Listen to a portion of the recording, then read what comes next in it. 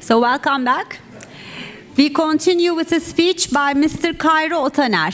His speech is entitled Utilizing DevOps Dynamics for Security Orchestration and Situational Awareness. Hi there. Let me start with asking you this. Let me just try to get a feeling of the language skills of the audience. How many of you cannot speak or understand Turkish? Just one gentleman over here? Who else? Two? All right. I might be using some Turkish words in my presentation, and I will be using Turkish plus English, a new variant in Turkey, commonly used by the presenters. All right, and I will be asking you questions after the presentation. Please take a note of those Turkish words because, based on those quiz, I will be giving you free tickets to Turkish bath and the nargila. All right? Just two gentlemen, so there won't be that much competition. Right? So, the title is Utilizing DevOps for Security Orchestration and Situational Awareness. Let me start with the very first slide. Because there was a certain delay, I will be going very fast. Supposedly there was 40 minutes for my presentation, but I will try to finish it in 30 minutes. So, fasten your seatbelts, bring your seats and tray tables to upright position. We will finish in 30 minutes.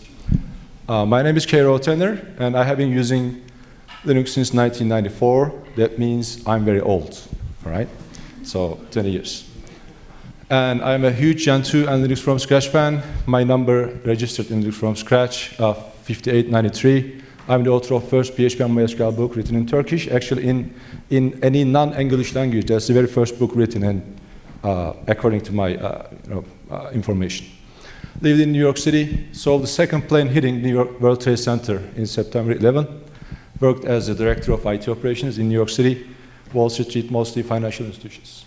I'm the co-founder and the CEO of Bilgio, IT security and internet operations company, father and devoted Istanbul admirer. All right?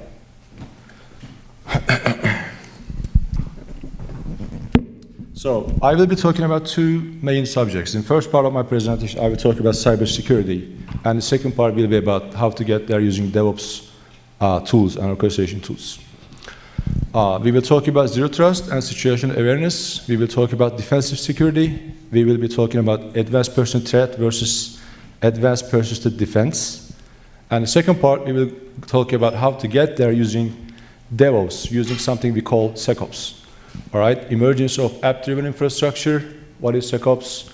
And there is something we call Sackup Cycle, sitting on 4 steps, how to monitor, how to analyze, how to detect, and how to respond. All right? Let me close this. All right. When we say cybersecurity, it is actually two different and distinct disciplines, coupled together, cyber offense and cyber defense. Most of the hype is around cyber offense because those are the guys doing the penetration testing or hacking your, stealing your information, going beyond your defenses, all right? And cyber defense is the other side, trying to build defenses to protect your network from those attacks. We can easily explain this by the red team versus blue team teams. Have you heard of the red team or blue team terms before? Any of you? Blue team, red teams? All right. So red teams are the guys that you may hire to do penetration testing and for certain compliances, for certain requirements. The blue teams are the guys sitting behind the desk, trying to build an infrastructure that is defendable, that is capable of blocking attacks, that is not having any vulnerabilities. They are the ones who maintains our firewalls. They are the ones who maintains the IDS signatures. They are the ones who looks at the logs and do the correlation using sometimes CM or human correlation. All right. So starting from 2003, 2004, we started to notice that cyber defense is not as easy as it looks. All right. So we started seeing a lot of huge corporations with huge IT budgets getting data stolen. The Verizon data breach investigation report. You know, the F-35 incident, you know, there was $600 billion worth of research and development material was stolen behind the Pentagon's firewalls. It was 35 terabytes of data back in 2007. So these are the organizations that has a lot of budgets for defenses, but whatever that they have been doing wasn't working. If you are on the blue team part, you should know this gentleman's name, Bruce Schneier. Anyone knows who Bruce Schneier is? Perfect. So Bruce Schneier is a very prominent thinker in cybersecurity area, and he essentially stated what we have observed, that we cannot defend, we cannot prevent attacks. The only thing that we can do is to detect and respond. So we are in an asymmetric warfare, we are not winning, and there is no chance of winning with the current way of thinking, all right? So there are a lot of examples that I can provide to you, but I'm not going to go into too much details. And I see a gentleman over there with the gray hat. Nice hat. Obama administration announced that in 2013 February with an executive order stating that, you know, we have to change the way that we do business, all right? We have to create a new mechanic and new strategy and new framework to prevent attacks from happening. And they changed the paradigm, all right? It is, at the first step, there was an executive order from Obama, 13-638, and he tasked the NIST, which is National Institute of Standards and Technology, somewhat similar to TÜBİTAK, all right? Which is a Turkish word that you should be noting, all right? That's going to be asking a question, quiz. So NIST chose, NIST tasked with this task, and they went out and they looked for the think tanks and looking for suggestions, and they chose the paradigm or strategy that was laid out back in 2009 by Forrester Research called Zero Trust.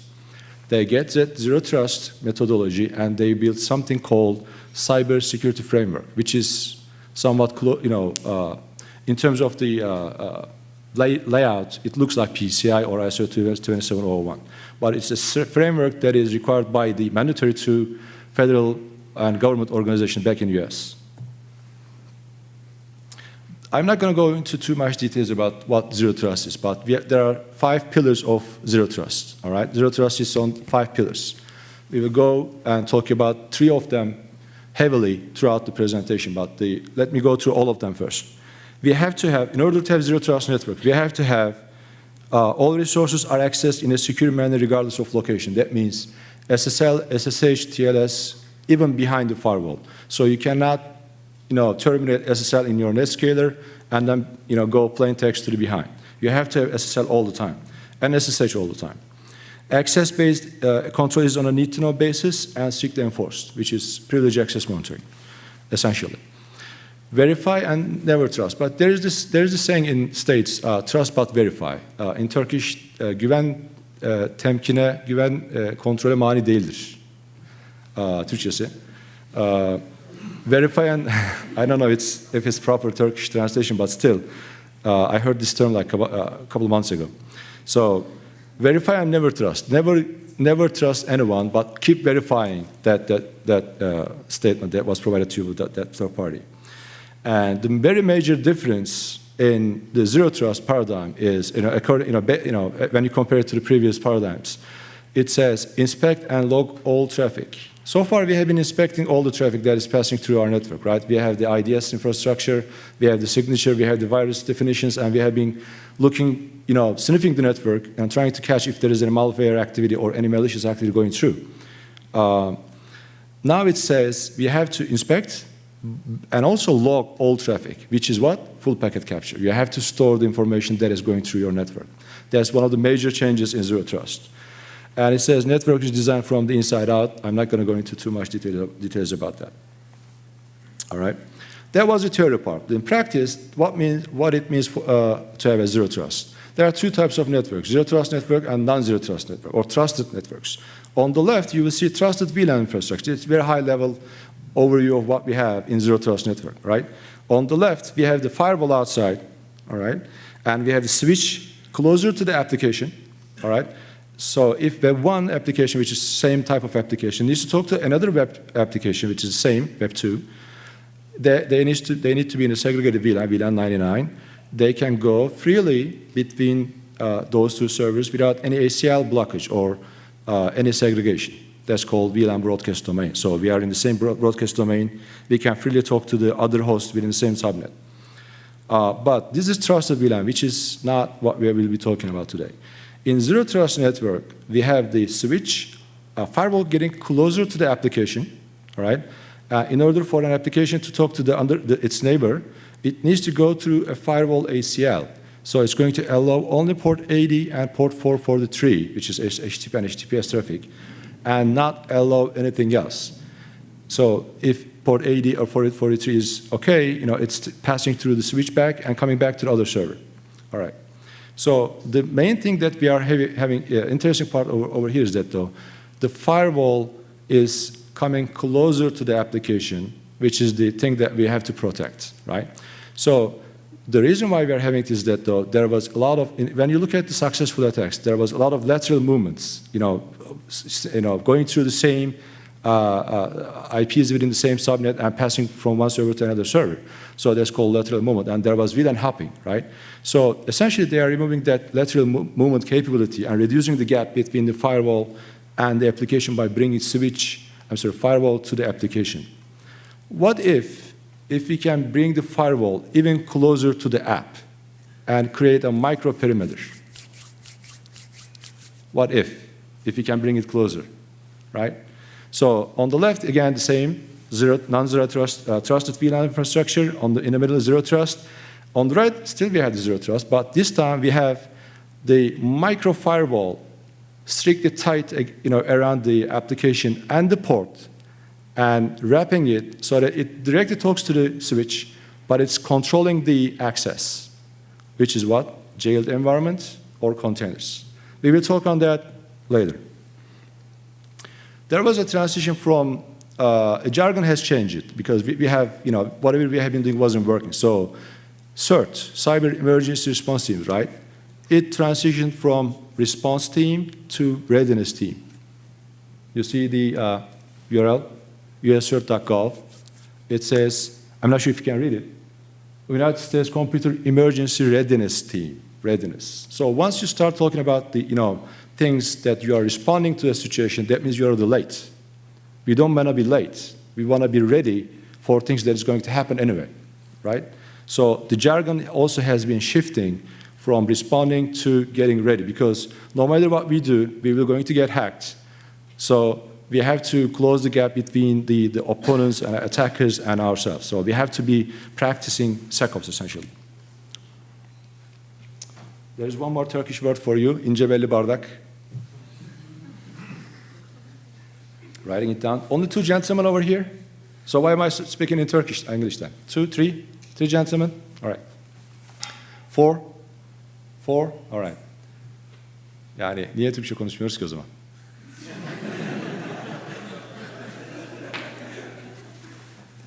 All right.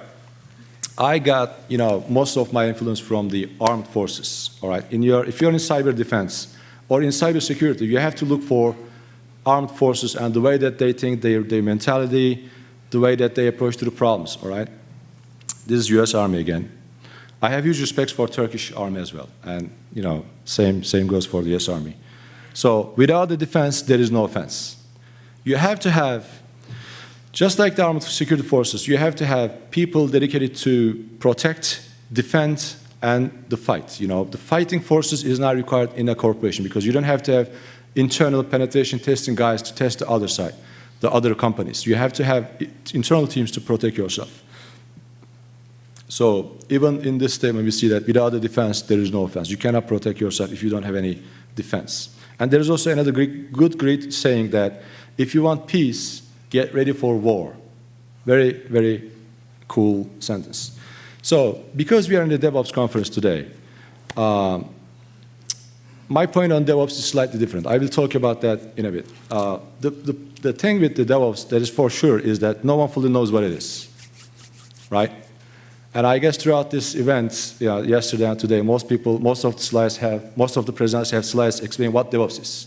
When you type DevOps to Google, in the first page, you have 10 results, and 6 out of 10 results says, what is DevOps?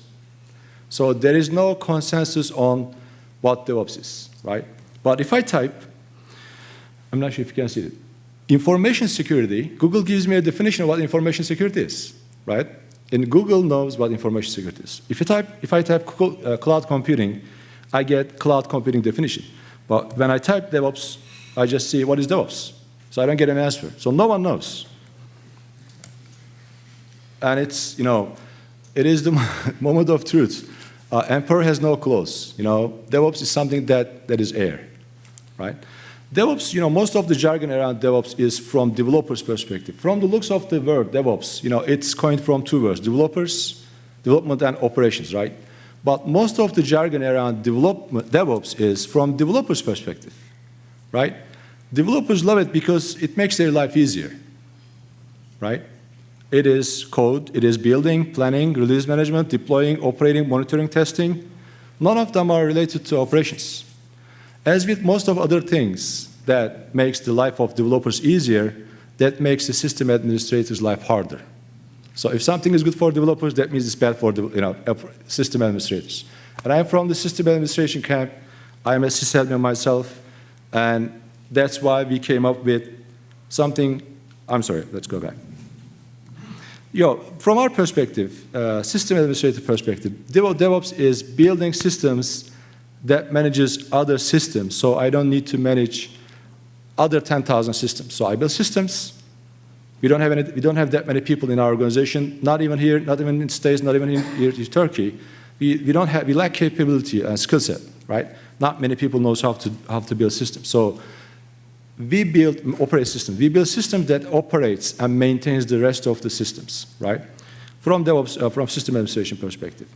The SecOps is, because DevOps wasn't good enough for us, there was no mention of security in DevOps concepts in general. I'm not sure, I haven't joined yesterday's meetings, but I don't remember seeing any slide that mentioned security in DevOps. That's why we came up with our own abbreviation, which is SecOps, security operations. That is, building systems that securely builds other systems and keeps them secure, right? You have to have a system that securely builds other systems and keeps them safe and secure all the time, all right? This is called security, SecOps. We talked about, building systems that manages other systems, securing systems that secures other systems, having systems that secures other systems. We have to come up with a definition of system, right? So I will go into detail, but when I type system, Google knows what system is. So it's very clear. There's a consensus on that too. So I will be giving in a very high level what a system is and its evolution throughout the last 10, 20 years, right? So very high level, I'm not going to go into too much details. At the beginning, there was an internet, there was a bare metal server, hardware, an OS sitting on it, and an application, and a port that opens it to outside world, right? Port 80 for web service, open to outside world. You talk to it. Bare metal OS and application connected to the internet. The very first system, back in 1990s. And then the need grow, and we have this database requirement. We have multi-tiered applications. We have database sitting needs to sit next to the web server. So we added a switch, right? We added a switch, and it's still connected. I remember those days, by the way. I remember those days there was no firewall. That's why I'm old. So the switch was connected to the internet, and you have the web server and database servers talking to each other through that switch, which was outside. And the need grow, and now we have the firewall protecting our switch, which is also providing the capability to connection between the web servers and database servers. But the problem here, as we have seen with the zero trust model, that when the database server needs to talk to the web server, it can go freely without an ACL in this model, and there was no ACLs protecting each other. Requirements grow, compliances got mature. In 2005, PCI was published. Before then, there was no PCI, but there was different requirements for Visa and Master and American Express. PCI was first published in 2004-05, and now we have added a switch, an IDS device that gets the network span and listens for intrusion signatures, intrusion attempts, right? So things getting complicated a little bit by little. And then the requirements are still growing, and we are required to collect all the logs, right? We need to have most of the times net flow, need to collect the net flow information, and sometimes do package capture for performance reasons or for forensic analysis. So we added another device that is capable of collecting logs, net flows, etc. So the infrastructure or system got bigger, right? So over here, we have 3 hops, right? We have the firewall, a bit of bytes coming from the client, passes through firewall, passes through switch, and comes to the application, right? 3 hops. And somewhat we have visibility through the switch. We can see what is passing through that network. But with the advance of virtualization, now we have the hypervisor and the virtual switch, and the VM guests within the same hypervisor host can talk to each other freely, right? But we lost visibility there because, as far as I know, there is no wide acceptance of virtual appliance switches sitting inside the virtual host, right? So you have no visibility as to what's happening inside the hypervisor, right? You cannot get a span most of the times with the factory default switches. You cannot get a span. You cannot get detailed logs like ACL denial logging, all right? You cannot get a net flow. So you have no idea what's going on inside the network, inside that hypervisor. So it's complete loss of visibility, which means we don't have situational awareness inside that host most of the times. It's not commercially widely accepted. So we have 4 hops, but we don't have visibility. Now going back to the topic, microperimeter topic. With the advancement of containerization, right, we have a firewall, a switch, and a vSwitch sitting on the container host, and a micro firewall protecting the service, which is made up from a port and a port process coupled together. Around it, only allowing port 80, but nothing else, right? And they can talk to each other freely, but I can have IDS, net flow probes, PCAP probes, and also, interestingly, honeypot capability within the network, within the container host. It brings us to a whole new level, right? So this change in infrastructure, bringing the virtual switch to the Docker world or container host, requires also change in skill set, because we have a person to now we have in a conventional data center for operation, we have a guy for hypervisor operations and a guy for switch operations, a guy for firewall and IDS signatures. But now we are bringing into the Linux host, using the capabilities provided to us by the IP root 2 package, right, which is a Linux capability. So we still, need people, but we have to have those people sitting on the other side of the aisle. So far, one of the biggest problems with the security is that, though, I call it appliance lobby or appliance industry. They were always telling you, hey, you have to have this box and appliance, right, sitting here, an IDS or a firewall or a log box, a CM, to have the security, right? But if you have containers, you don't need boxes. Do you get it? No. If you have containers, you don't need boxes.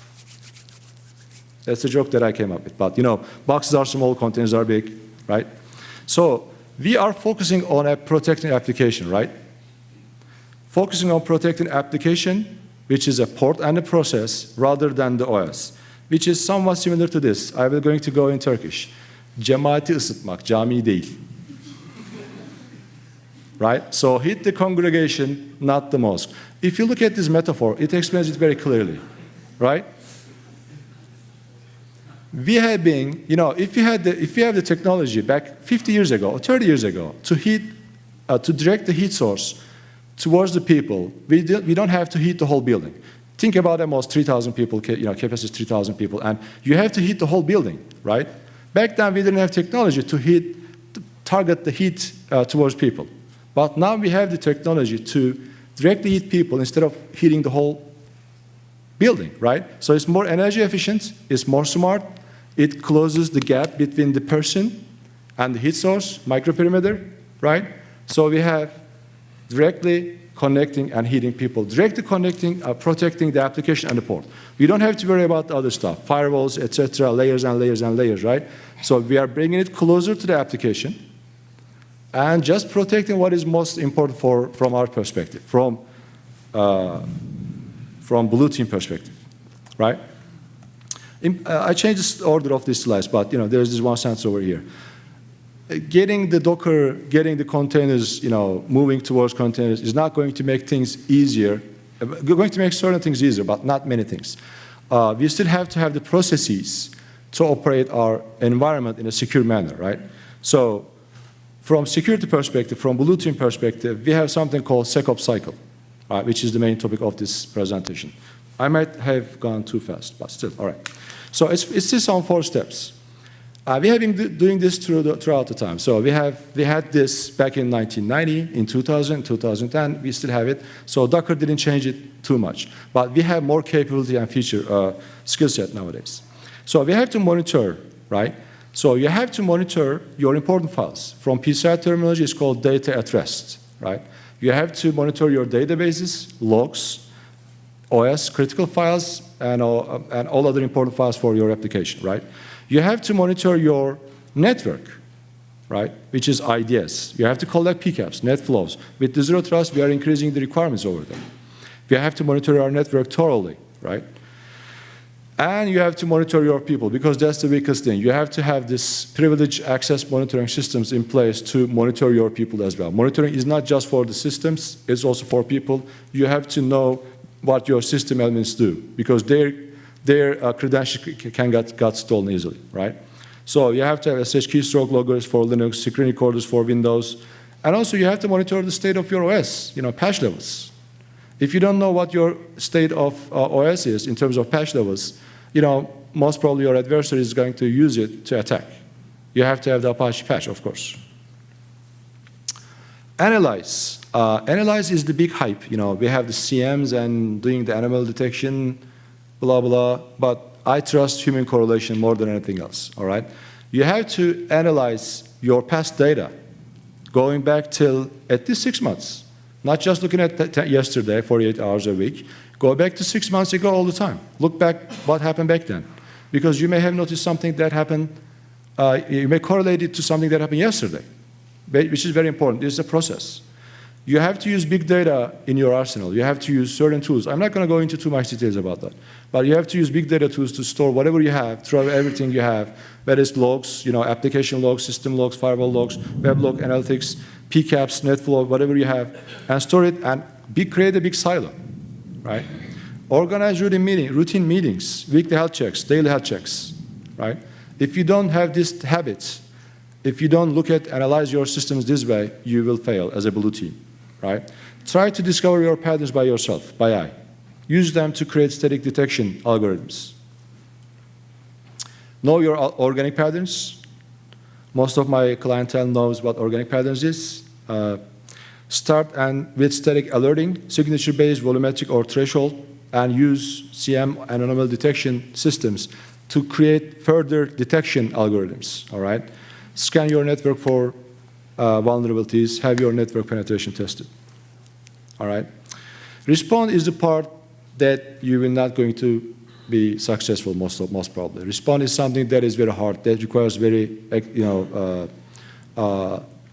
sharp eye, dedication, and you may not have a big team to have that type of response. So use outsourced people, use MSSPs, and we have a lot of companies here in Turkey trying to do this. Have your level 1, level 2 teams ready, but have level 3 teams outside your organization. Have them as a third party, an outsider to look into your alarms, all right? Have your escalation path ready. Set up, which is the hardest part, patch and vulnerability groups. Organize monthly meetings to look at your patch states, vulnerability states, and decide what to patch or what not to patch. And do the patch management, all right? Typically, I use this slide in the beginning of my presentations. I always, emphasize the difference between know-how and know-why. I learned that those who know how will always have a job. Those who know why will always be in charge. That means you have to know why you are doing. Throughout presentation, we cannot describe how to do things, but we can convince you why you should be doing this. And the emphasis is not clear because there is even document that says how-tos, but there are no why-tos. And I hope this presentation was a why-to for you, and I hope you like my presentation. Thank you. Questions?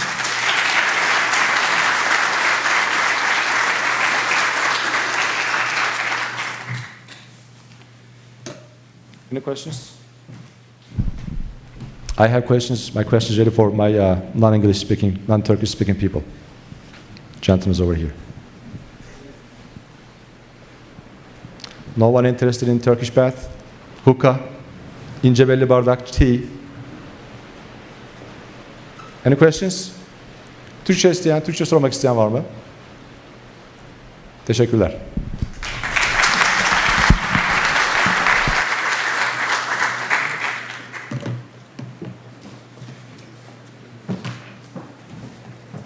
So thank you, Mr. Otaner, especially for the timing. And our next speaker is Mr. Julian Simon. He will deliver a speech entitled Building a Serverless Data Pipeline with AWS. Is it a storm outside? It's rain. It's the rain with you? Wow. Crazy.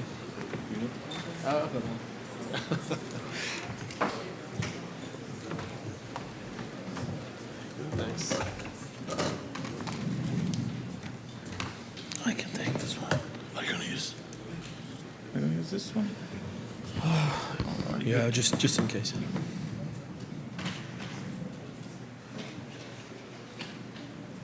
All right.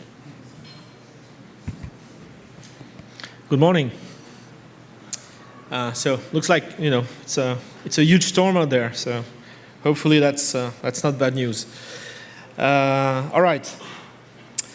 Well, my name's Julian. I work for AWS. I'm based in the Paris office. And I'm a technical evangelist, which means I spend a lot of time on trains, planes, taxis, especially here, to come and see you guys and talk about cool use cases and technology. So today I'm going to talk about something that is pretty new, although it's been around for maybe a year or so, but it's probably something you hear a lot about. It's called serverless. And so I'm going to show you a few slides just to give you a little background about it, and then we'll jump into a demo. And actually, I will need all of you for the demo. So make sure you have Wi-Fi or your phone ready to connect to the internet, okay? Because we're going to do some load testing at the end.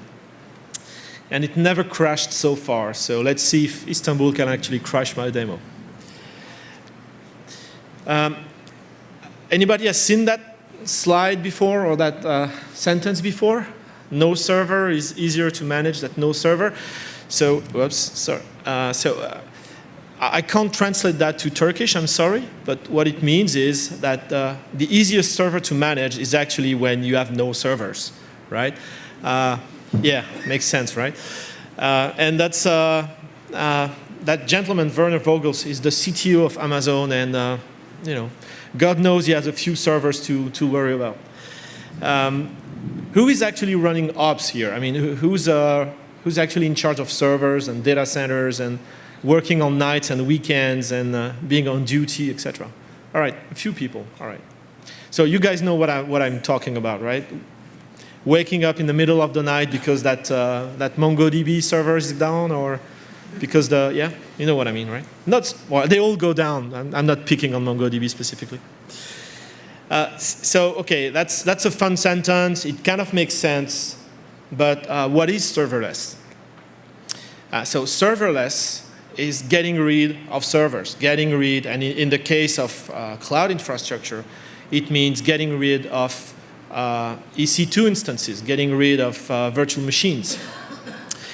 And so what we call serverless architectures is a combination of managed services, and if people in the room are using AWS, you probably use managed services like S3 for storage, or RDS for relational databases, maybe DynamoDB for NoSQL. And so it's a combination of services where there is no system administration to perform because there are no servers that you are in charge of. AWS is in charge of those servers. So it's a combination of those services and a technology you may have heard about called Lambda. So I know we have some Lambda users in the room, but who has heard of Lambda? All right. So yeah, it's getting popular. And who has actually tried Lambda? All right. A number of people too. Thank you. So before I go into the actual details, let's take a quick look at what Lambda is because a number of people in the room have not heard about it. So if I had to do a very quick history of servers, like the previous gentleman did in his excellent presentation, we would go from physical servers to virtual machines, to containers, to virtual machines, to platform as a service, right? I'm sure you guys are using Heroku or maybe Elastic Beanstalk in AWS. I mean, there are a number of PaaS platforms out there. And so containers are more recent, but containers are still a problem because you still need to worry about a lot of things, right? Even if you want to deploy a small application in a container, you still need to build the image and manage it and update it and patch it. And so the next step is getting rid of everything except the actual application code. And this is what Lambda is about. So there is no fancy name for it. If you want to call it code as a service or function as a service or something else, you're welcome to do it because there is no real name for it. So the idea here, as I will show you, is to only worry and deploy the piece of code that is actually implementing your application. So you will deploy either Java code or Python code or Node.js code. Possibly will support more environments at a later stage. And that's it. So you're not even worrying about deploying let's say, the Java environment. And you're not even less worrying about managing Linux servers or something else. You're just deploying your code, right? The good thing about Lambda is that it fits really well, it integrates really well with other managed services, as I will show you in the demo. It's really easy to get events coming from S3 or other places, process them, and push some data or some events somewhere else. So it's like, Lego infrastructure, if you want. I like to call it like that. It's really very, very little code to write, and it's more about configuration than actually writing code. So you can mainly do two things here. You can, as I just mentioned, you can build event-driven application. So for example, imagine you have an image processing app, and your users are uploading images to S3. You could trigger a Lambda function automatically to resize or change the color of the images and put them somewhere else. The only thing you would do is write the actual tiny piece of code that does that. You would not deploy a full application. So for event-driven applications, it's really good. Another popular use case is building APIs. And God knows we're writing a lot of APIs for mobile backends or even web apps. And you can, as I will show you, easily combine the API gateway in AWS with Lambda functions to build serverless backends very easily. How much does it cost? That's always a good question, right? Well, actually, it's another benefit of Lambda that it only costs you money when it's being used, right? Unlike, let's say, virtual machine EC2 instances that cost you money as soon as you start them up, even if they really do nothing useful. For Lambda, you pay per invocation. So if your functions are called, then you pay a tiny amount. If they're not used at all, if you have no traffic, you don't pay anything. Okay? And the cost is calculated by 100 millisecond slots. So that's really nice too, because if you have a piece of code that runs in, let's say, 120 milliseconds, you will pay for 2 slots. And if you can optimize it and make it run in, let's say, 95 milliseconds, then it's only 1 slot. And that means the cost of this function was divided by 2. So finally, developers have a really, really strong incentive to write efficient code, right? Of course, they were already doing that, but just in case. All right, so this is what Lambda is about. Getting rid of servers, deploying tiny pieces of code that either react to events or are invoked by APIs. Okay. So there's another way to put it to make it simpler. There was a serverless conference in New York a few days ago, and this is what the general manager of Lambda did. So let's watch that again. Right. So serverless. Right. Okay. Sounds like a fun boss to have, but hopefully he's not bringing that baseball bat to work every day. So here's an example of a customer application. It's a company called, whoops, sorry about that. It's a company called AdRoll. It's an ad tech company in the US. And so basically what they do is they buy a lot of online space to display banners, right? So they do it using a technology called real-time bidding. You may have heard about that. So what it means really is that every time a user goes to a website that is connected to AdRoll, it's the end of the world out there. All right. Should be fun for my flight back. Hopefully it doesn't last. Every time they get a chance to buy space for a user on a web page, yeah, sounds fun. They will do that in real time, right? So every single banner is purchased in real time. So they get called by the ad exchange, they bid with a price, and if they win, they send the banner back to the website to be displayed. Okay, and so real-time bidding in a nutshell. And they do that 60 billion times every day. So it's a lot of events, it's a lot of traffic.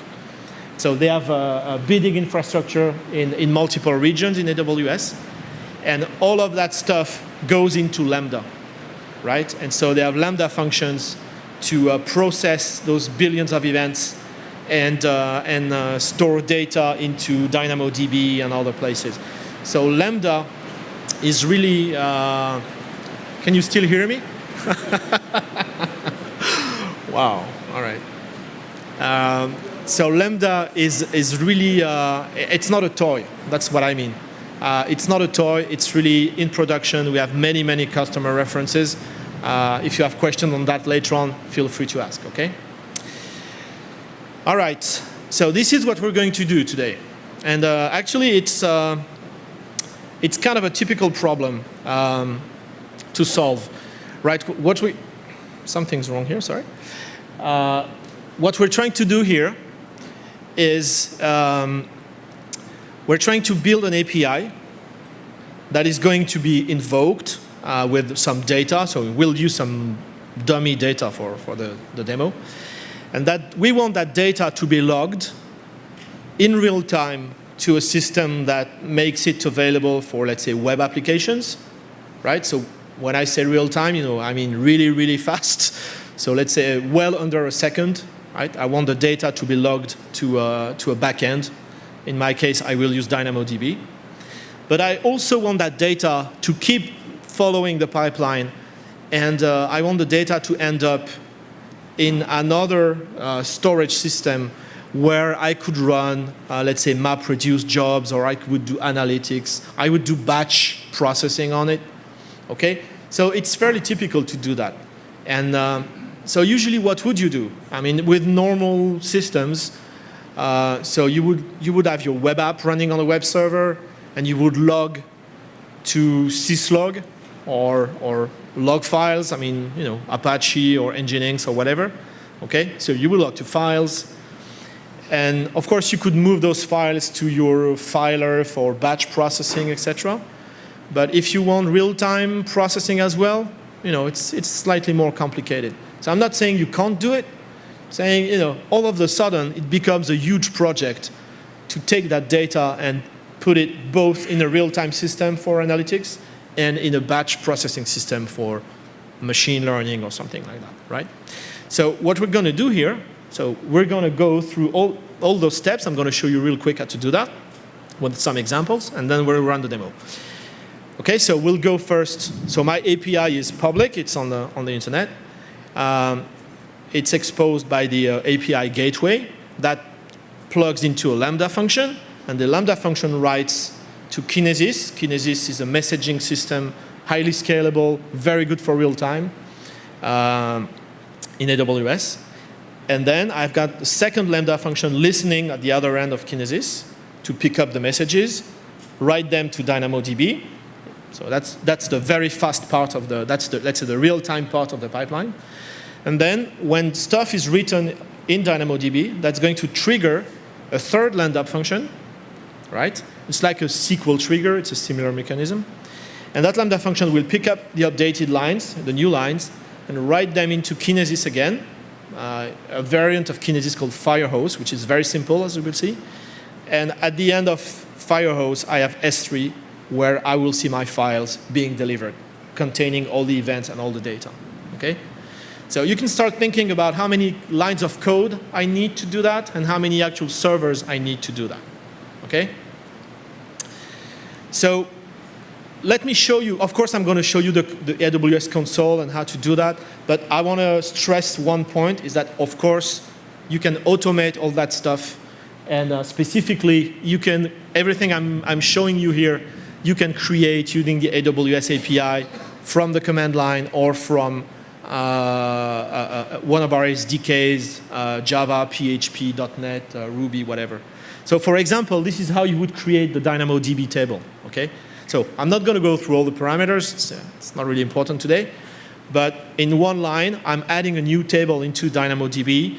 I'm defining what the sharding key is. I'm defining what the capacity is, et cetera, et cetera. Okay? So that's just one line. That's all you need to do. This is how I would create a Lambda function. So I have the code in the zip file that is mentioned on the command line. And I'm just creating the function with a name, the zip file containing the code. And that's it, right? And then with the second call, I'm connecting that Lambda function as a trigger into DynamoDB. So as you can see, a lot of it is about configuration. This is not code. This is just connecting pieces of infrastructure with pretty simple calls. Okay. This is how you would create the Firehose stream. Okay. Again, this is pretty simple. You're giving it a name, pointing it to S3. You're saying that you want data to be compressed with a gzip, and you're saying you don't want data to be encrypted, blah, blah, blah, right? One call, that's all it takes to connect, to create the Firehose stream, right? So I could show you all those calls for all the pieces of the pipeline, but you get the idea, right? You can very easily automate it. You can build scripts, you can build code that creates all that stuff, and you can automate everything, right? So let's look at the real thing.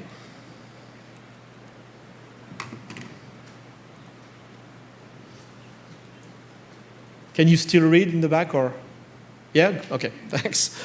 Okay, so that's the first part. That's the API gateway, okay? So what I'm doing here really is so these are RESTful APIs. So we're going to create resources and methods.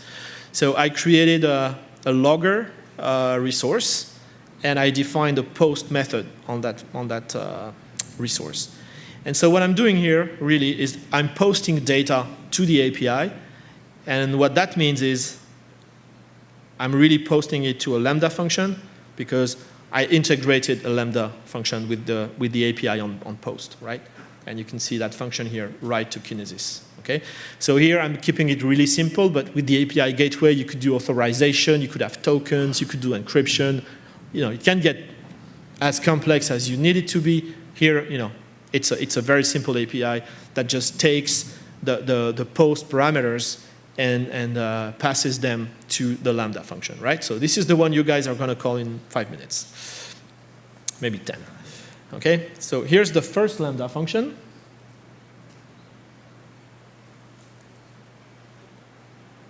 Okay, so I'm using Python because, why not? And you don't want me to code in Node.js anyway. That would be a disaster. So Python is, I can still do Python. So what do we see here? So this is the code being displayed in the console, and typically this is where people scream, what? You want me to code in the AWS console? No way. I'm never going to do that. So of course you don't have to do that, right? As I showed you, you can code into your environment and then zip the code and upload it to AWS. But you can also see it, and if you want, edit it in the AWS console. But I'm not recommending that. Okay. So I'm importing the Boto3 is the weird name of the Python SDK for AWS. I'm importing JSON because, as you know, pretty much everything in AWS is based on JSON. And here's the actual function. So the function gets the event. So the event will be a JSON document containing parameters. So in that case, the data that is being passed to the API that I'm posting on. Okay, I'm adding a timestamp to that document. Okay, because again, why not? And then I'm getting access to my Kinesis stream. Okay, and I'm putting a record in there, right? So I'm just writing that JSON document into the Kinesis stream. Okay, how many lines of code is that? 1. Okay, that one doesn't count. This one is just me being clever. And this one is actually useful. Okay, so 2 lines. Okay, so once again, that's it, right? This is your API. If you were doing that the old way, whatever the language, whatever the environment, how would you do it? You would start a virtual machine, you would deploy PHP or something else, Ruby, whatever. You would write the code for the API. That would be probably a little longer than that. And you would have to manage all that stuff, right? So you would have to manage a server, an execution environment, and an application just for those 2 lines of code that are useful to you. Okay? Here, the only thing you do is write those 2 lines, click Save, and that's it, right? Okay, so here's my Kinesis stream. So there's nothing really fancy to show you here, because a stream is really just a name, right? The number of shards is how many, because messages will be sharded. That's how we scale Kinesis. So we could have multiple shards in there. I just need 1 for now, and that's all it does. So it's a message queue if you want. But messages are persisted for 7 days. And as I've said, it's super, super scalable, right? Anyone plays Clash of Clans, Boom Beach, etc.? And the other ones? Yes? You have time to do that? All right. I thought you were a serious guy. All right. But your English is so much better than my Turkish, I can't make fun of you. So if you play those games, they're designed by a company called Supercell. Supercell is a large AWS customer. And actually, all the events that are sent back by the games to their platform go through Kinesis. And they have, as you know, a few months ago, they announced they had 100 million players daily. 100 million, that's a huge number. And they generate about 45 billion events every day. Right? So if you're worried about the scalability of Kinesis, don't. Right? Don't be afraid. It scales pretty well. Right? Okay, so that's for that. And then at the end of that stream, I've got a second function, still Python. And what does that one do? Well, it's going to read events from the Kinesis stream, and it's going to write them into DynamoDB. So here, to be more efficient, I'm batching the events, right? I'm reading those events 10 by 10, I believe.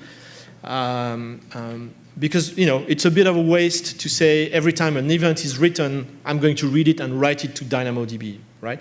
It's maybe more efficient to piggyback, to put those events together and write them in a single batch to DynamoDB. But okay, you could do it in a different way. So I'm getting access to my DynamoDB table called event table, and literally I'm iterating over each single event and writing them to DynamoDB, right? And I have to do a little JSON conversion here, but don't worry about that, okay? The really important one is that one, okay? Table, put item. That's how you write in DynamoDB. It's a NoSQL database, so you only need to know how to do get and put, and that's it. Very simple, very easy to do. So how many lines of code is that? All right, 1, 2, 3, 4, 5, 6, all right, 6. All right, let's say 8, right? 8 lines. So 2 lines for the first function, 8 for that one. Okay? Let's continue. So the DynamoDB table showed you how to create it. Nothing much to show you. When you create a table, you can provision some read capacity and write capacity. That's important because it determines performance and cost, right? So that's why it's probably a good idea to piggyback all the writes, because you can maybe write a little less often to the database and maybe save some money here. All right, and I would see the items here. All right, so I'm writing a user ID, my timestamp, and some bogus data just to create some some volume here, right? That's what in my table, right? Nothing fancy here. And so, as I mentioned, every time something is written to my table, a trigger executes and invokes a third Lambda function. That's the one. And that one gets access to Firehose. And again, it's going to iterate over the records and call Firehose put record, sending the updated event into Firehose, right? Same ID, how many lines? 1, 2, 3, 4, 5, right? So 15 lines so far of Python. Finally, I'm writing into my Kinesis, my Firehose stream. So Firehose is built on top of Kinesis. It's very simple. You don't even manage shards. It will scale automatically. The only thing you mention here is, do you want to compress data? Do you want to encrypt it? And how often do you want to flush Firehose into the destination, which is S3 here? So I want to flush it every 60 seconds.